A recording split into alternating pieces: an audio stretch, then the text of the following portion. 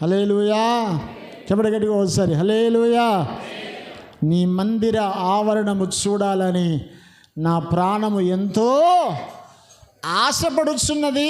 ఆశతో పాటు అది సొమ్మసిల్లుతున్నది అన్నాడు. అనగా మందిరము కొరకు సొమ్మసిల్లింది. ఇది తిండి కొరకు కాదు, నిద్ర కొరకు కాదు, ఆకలి కొరకు కాదు, ఏదో ఆశ తీరాలని కాదు, చాక్లెట్స్ కొరకు బిస్కెట్స్ కొరకు పిల్లలు ఏడ్చినట్లు కాదు, వస్తువుల కొరకు ఆడవాళ్ళు లేదా పురుషులు ఏదో అవసరత కొరకు కాదు ఏడిపిది.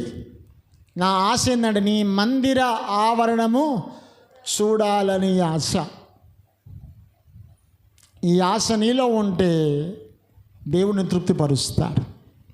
అందుకే 107వ కీర్తన భాగము 9వ వచనము రాసినప్పుడు అంటాడు, ఆశ గల ప్రాణమును ఆయన తృప్తిపరిచే దేవుడు.